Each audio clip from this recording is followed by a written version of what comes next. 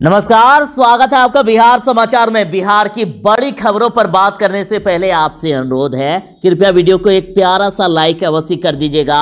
आपका लाइक करना ही हमारे मेहनत का फल होता है। तेजस्वी यादव ने ऐलान कर दिया है कि सरकार का गिरना तय है और इसी साल 2021 में सरकार गिर जाएगी और फिर से मध्यावधि चुनाव होगा। और अभी बड़ी खबर आ रही है तेजस्वी यादव की तरफ से 11 जनवरी और 15 जनवरी को बैठक का आयोजन किया गया है। पहली बैठक 11 जनवरी को है जो उपाध्यक्षों के साथ है, दूसरी बैठक 15 जनवरी को। तो अब बड़ा प्लान सेट हो सकता है ताकि सरकार को गिराया जा सके और तेजस्वी यादव मुख्यमंत्री बन सके। अब पार्टी फिर से आक्रामक बनेगी।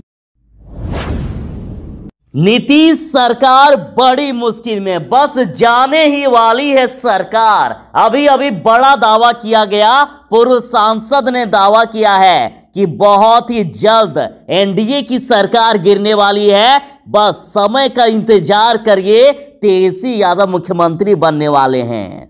कांग्रेस नेता सह पूर्व सांसद कीर्ति आजाद ने ऐलान करते हुए कहा है कि बिहार में कभी भी एनडीए की सरकार गिर सकती है। अभी सरकार को कोई नहीं बचा सकता। उन्होंने दावा कर दिया है कि जदयू के विधायक में बड़ी संख्या में टूट होगी और महागठबंधन के साथ सभी आएंगे। सभी से लगातार संपर्क बने हुए हैं, सब कुछ क्लियर हो गया है। बस इंतजार करिए, वह समय बहुत ही जल्द आने वाला है जब बिहार में एनडीए की सरकार गिर जाएगी, महागठबंधन की सरकार बनेगी और तेजस्वी यादव मुख्यमंत्री बनेंगे। तेजस्वी यादव की पार्टी राजद ने कहा है कि बिहार के लिए श्राप बन चुके हैं सीएम नीतीश कुमार, और जब सरकार और प्रशासन इतने बेशर्म और बेहुदा हो जाए तो क्या करेंगे। देखिए, सकरा में कोचिंग जा रही 10वीं की छात्रा को अगवा करके सामूहिक दुष्कर्म। तो वहीं मिठनपुरा में 7 साल की बच्ची से दुष्कर्म का प्रयास। नालंदा में उप मुखिया ने नाबालिग बच्ची से किया दुष्कर्म, महिला समेत 2 गिरफ्तार। तो वहीं कोचिंग जा रही छात्रा को अगवा करके 5 युवकों ने किया गैंगरेप। तो इस पर राजद ने कहा, बिहार के लिए श्राप बन चुके लज्जाहीन सीएम नीतीश कुमार हर रोज अखबारों को बलात्कार और हत्या की खबरों से पाट देते हैं। इन खबरों के पीछे रोज सैकड़ों परिवार की सुख शांति दम तोड़ देती है। और कहा कि जब सरकार और प्रशासन इतने बेशर्म और बेहुदा हो जाए तो आम नागरिक क्या करे।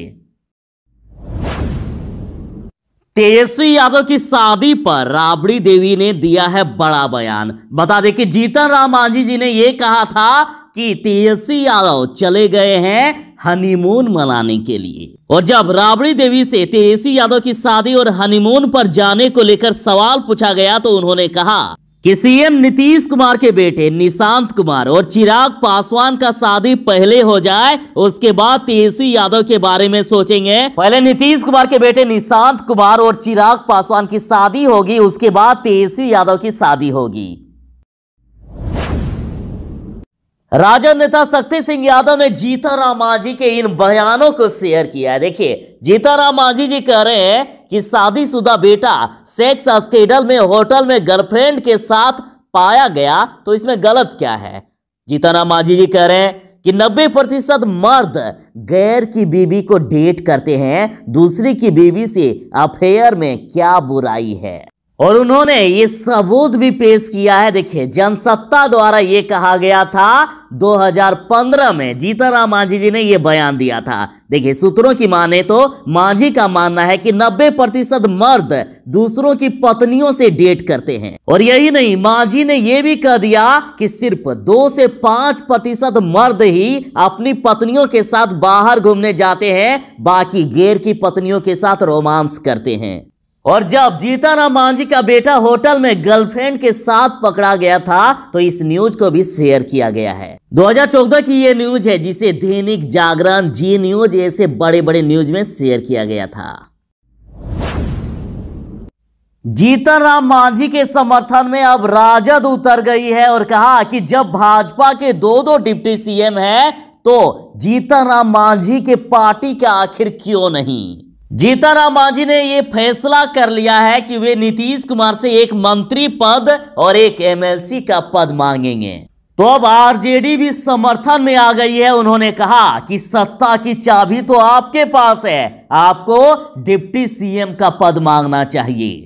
आरजेडी से मृत्युंजय तिवारी ने कहा कि जो 2 नंबर की पार्टी है वो 2 डिप्टी सीएम बना रखे हैं और जो 3 नंबर की पार्टी है वो तो मुख्यमंत्री बन गए हैं। तो जिस बैसाखी के सहारे एनडीए की सरकार चल रही है उसको अपने बेटे के लिए डिप्टी सीएम के पद का मांग करनी चाहिए। राजद प्रवक्ता ने तो यहां तक कह दिया कि अब हमारे दावे में सच्चाई दिख रही है, ये सरकार नहीं चलेगी, सरकार के अंदर अंतर्कलह शुरू।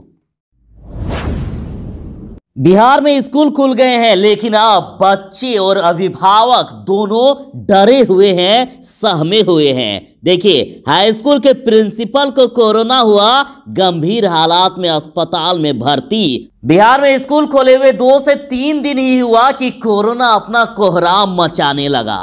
ताजा मामला गया जिले के उच्च विद्यालय सरैया खिजरसराय का है, जहां के प्रिंसिपल को ही कोरोना हो गया। तो अब बड़ा सवाल, आखिर इनका अंजाम क्या होगा? प्रिंसिपल के संपर्क में कितने बच्चे आए होंगे? बिहार में अपराध बढ़ता ही जा रहा है, लूट, अपहरण, हत्याएं होती ही जा रही है। सीएम नीतीश कुमार जी आखिर क्या करेंगे जब बिहार की ऐसी लापरवाह पुलिस हो? मोतिहारी से खबर है कि मोतिहारी में 6ठी क्लास में पढ़ने वाली लड़की का अपहरण हुआ। नगर थाना क्षेत्र की रहने वाली लड़की को अपराधियों ने मंगलवार को अगवा किया, लेकिन परिजन ने अपहरणकर्ताओं का पता लगा लिया। पता लगाकर उसके घर भी पहुंच गए और परिजन फोन करके पुलिस को बुलाते रहे कि हमारी लड़की का अगवा हुआ है, सभी बात बताई, लेकिन पुलिस नहीं आए। बाद में आरोपी लड़की को लेकर वहां से भाग गए।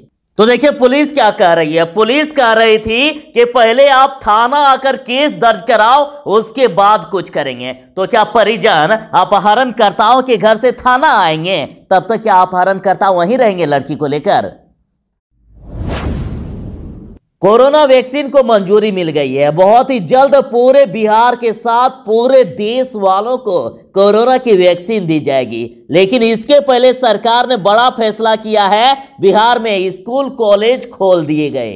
तो अब चिंताएं बढ़ती ही जा रही है। देखिए मुंगेर से खबर है, मुंगेर में कोरोना विस्फोट, स्कूल में एक साथ 25 छात्र और शिक्षक मिले कोरोना पॉजिटिव। देख लीजिए बिहार पुलिस की गुंडागर्दी, कंकड़बाग थाना के सिपाही की गुंडागर्दी सामने आई है। इनके जरा कारनामे देखिए। पटना में चेकिंग के नाम पर स्टूडेंट को पकड़ा और कहा कि 5,000 रुपया दो वरना गाड़ी में शराब रखकर तुमको जेल भेजवा देंगे।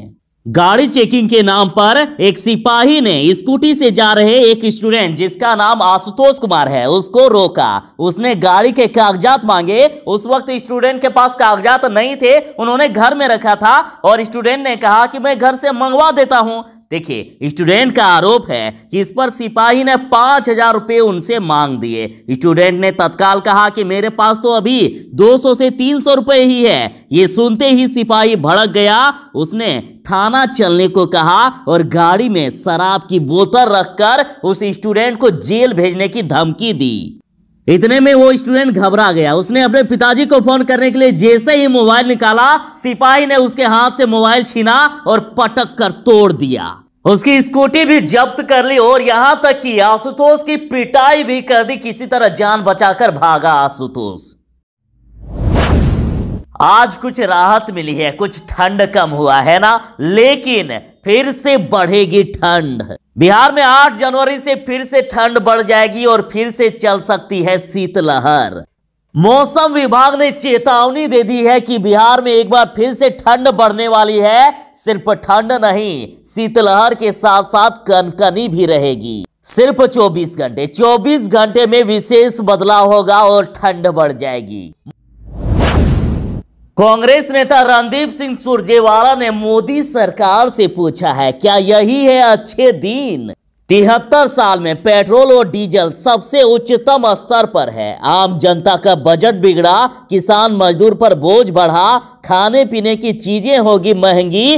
क्या यही है मोदी सरकार के अच्छे दिन? कहा कि मोदी जी देशवासियों की जेब लूटना बंद करें, पेट्रोल डीजल की कीमत कम करें। और देखिए, जब मोदी जी सत्ता पर आए थे उस समय सब्सिडी वाला सिलेंडर 412 रुपए था, जिसे मोदी जी ने 694 रुपया कर दिया, यानी 282 रुपए प्रति सिलेंडर वृद्धि। इन्होंने कहा कि पहले पेट्रोल 60 रुपए 42 पैसे तो वहीं डीजल 46 रुपए 1 पैसे प्रति लीटर थे। अभी भी हो सकते हैं, पर करेंगे नहीं। यही है लूट का खेल।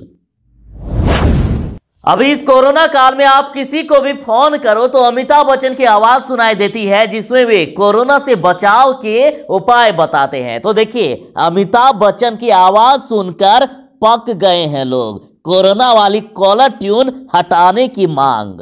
तो देखिए, अमिताभ बच्चन जी कुछ इस प्रकार से बोलते हैं। नमस्कार, हमारा देश और पूरा विश्व आज कोविड-19 की चुनौतियों का सामना कर रहा है। कोविड-19 अभी खत्म नहीं हुआ है, तो अब इसे हटाने की मांग की जा रही है। और इसे हटाने के लिए तो केस कर दिया गया, दिल्ली हाईकोर्ट में याचिका दायर कर दी गई है।